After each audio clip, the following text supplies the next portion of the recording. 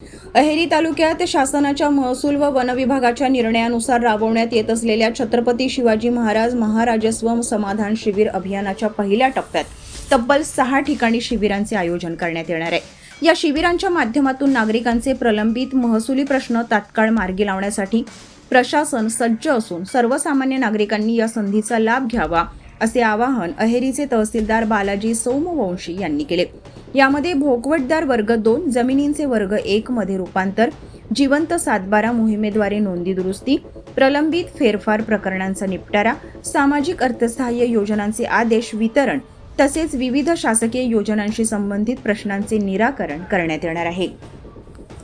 जिल्हाधिकारी अविशांत पंडा यांच्या मार्गदर्शनाखाली हे अभियान जिल्हाभर राबवण्यात येणार असून अहेरी तालुक्यात 7 मार्च रोजी खमणचेरू, 14 मार्च रोजी पेरमिली, 10 एप्रिल रोजी कमलापूर, 17 एप्रिल रोजी जिमलगट्टा, 8 मे रोजी अहेरी आणि 15 मे रोजी आलापल्ली येथे शिबिरे आयोजित करण्यात येणार आहेत।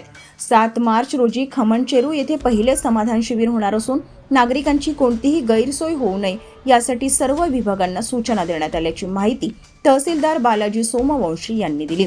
या संदर्भात लोकराज्य टीव्ही न्यूजचे गडचिरोली जिल्हा प्रतिनिधी आनंद हगावकर यांनी तहसीलदारांशी खास बातचीत केली आहे। लोकराज्य टीव्ही न्यूज साठी जुळले आहेत अहेरी तालुक्याचे तहसीलदार आणि तालुका दंडाधिकारी बालाजी सोमवंशी साहेब। आपण यांच्याकडून जाणून घेऊया की छत्रपती शिवाजी महाराज महाराजस्व अभियानाचा पहिला टप्पा हे कुठून चालू करत आहेत आणि नेमकं या योजनेमार्फत हे काय काय गोष्टी ते करणार आहेत। तर सांगा, सर्वसामान्यांचे प्रश्न स्थानिक पातळीवरच निकाली काढण्यासाठी शासकीय योजनांचा लाभ लोकांना मिळण्याकरिता आणि एकंदरीत जे शासनाच्या जे योजना आहेत जे लोकांना जेणेकरून नागरिक या योजनापासून एकही नागरिक वंचित राहू नये त्याकरिता अहेरी तहसील कार्यालयाकडून महाराजस्व अभियानाची सुरुवात खमणचेरू येथून सुरुवात करण्यात येत आहे। तर काय सांगा? यापूर्वी छत्रपती शिवाजी महाराज महाराजस्व अभियान या तालुक्यामध्ये आपण राबवलेलं होतं। या अभियानाचं यश बघून महाराष्ट्र शासन महसूल विभाग वन विभागाच्या मार्फत छत्रपती शिवाजी महाराज राजस्व अभियानाचा टप्पा 1 हा 18 फेब्रुवारी 2026 या शासन निर्णयाद्वारे घोषित करण्यात आलेला आहे।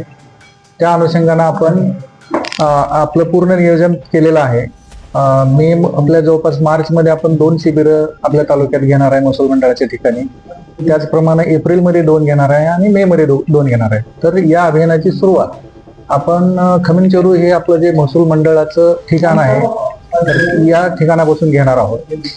तर या अभियानाचे मुख्य उद्दिष्ट असे आहेत की महसूल विभागाच्या मार्फत ज्या सेवा नागरिकांना द्यायच्या आहेत तर त्या शासन आपल्या दारी या बेसवर जनतेने इथे येऊन सेवांची मागणी करण्याच्या पेक्षा शासकीय अधिकाऱ्यांनी जनतेपर्यंत पोहोचून त्यांना सेवा त्या देणं हे या महसूल अभियानाचं महत्वाचं उद्दिष्ट आहे। या दृष्टीनं जे संजय गांधीचे लाभार्थी आहेत तर त्यांना जे काही योजना आम्ही देतो तर तिथं जाऊन त्यांची तपासणी करून जे पात्र लोक अजून शिल्लक राहिलेले आहेत असे लोक आम्ही आयडेंटिफाय करणार आहे आणि त्या सुविधा त्यांना देणार आहे, लाभ देणार आहे। त्याचबरोबर जे सातबारा आहेत, सातबारामध्ये अनेक वर्षापासून या तालुक्यामध्ये मी पाहिलेलं आहे की वारसाच्या नोंदी झालेल्या नव्हत्या, तर त्या आम्ही मागच्या टप्प्यामध्ये पण घेतलेल्या आहेत आणि आता पण आमचा प्रयत्न आहे की आणखी काही शिल्लक राहिलेले असतील तर असे सर्व वारस प्रकरणं आम्ही शोधून त्याच्या नोंदी सातबाराला घेणार आहे। म्हणजे इतर शासकीय ज्या योजना आहेत त्या योजनाचा लाभ जर घ्यायचा असेल तर सातबारा तुमचा अद्यावत पाहिजे, त्या दृष्टीनं पण या ह्याच्यामध्ये काम करणार आहे। त्याचबरोबर सातबारामध्ये ज्या काही चुका झालेल्या आहेत त्या चुका दुरुस्तीचं पण नियोजन आमचं या मार्फत केलं जाणार आहे। त्याचप्रमाणे आता जून जुलैमध्ये आपल्याकडे शाळा सुरू होतात। शाळा सुरू झाल्याच्या नंतर सगळे ऍडमिशनसाठी जे काही डॉक्युमेंट्स लागतात, उत्पन्नाचा दाखला आहे, रहिवासीचा दाखला आहे आणि विद्यार्थ्यांची जे ऐन वेळेला काय होतं धावपळ होते आणि दाखले वेळेत नसल्यामुळे मिळाल्यामुळं त्यांचे ऍडमिशनच्या प्रोसेसवर त्याचा परिणाम होऊ शकतो। तर हे होऊ नये म्हणून आम्ही BA1च्या सोबत बैठक घेऊन प्रत्येक शाळेला हे प्रोग्राम आम्ही दिलेला आहे आणि या आता आपला जो मार्च आहे, एप्रिल आहे, मे आहे या 3 महिन्यामध्ये हे जे दाखले आहेत हे दाखले सुद्धा या शिबिरामध्येच वितरित करण्याचं आमचं उद्दिष्ट आहे, जेणेकरून कुणाच्याही ऍडमिशनसाठी दाखल्यामुळं अडचण होईल असं कुठलं प्रकरण त्यामुळं निर्माण होणार नाही. त्याचबरोबर जे शेतरस्त्याचे विषय आहेत तर ते शेतरस्त्याच्या अनुषंगानं पण महाराष्ट्र शासनाच्या मार्फत अतिशय चांगली योजना चालू आहे, तर ती माहिती पण आम्ही देण्याचा प्रयत्न करणार आहोत. त्याचबरोबर दुसरं जे काही 7/12मध्ये दुरुस्तीचे विषय आहेत, इतर ज्या काही आमच्या योजना आहेत किंवा मागच्या वर्षभरात शासनाच्या मार्फत ज्या तुकडेबंदीचा जो कायदा आहे त्या कायद्याच्या अनुषंगानं जो निर्णय घेण्यात आलेला आहे, कृषीच्या दृष्टीनं जो काही निर्णय घेण्यात आलेला आहे आणि वर्ग 2च्या जमिनी वर्ग 1 करण्याच्या दृष्टीनं पण जो शासन निर्णय झालेला आहे तो लाभ जनतेपर्यंत मिळवण्याच्या दृष्टीनं ती जनजागृती करण्याचं आणि तो लाभ देण्याचं काम या अभियानाच्या मार्फत आमच्या मार्फत महसूल प्रशासनाच्या मार्फत आम्ही करणार आहोत.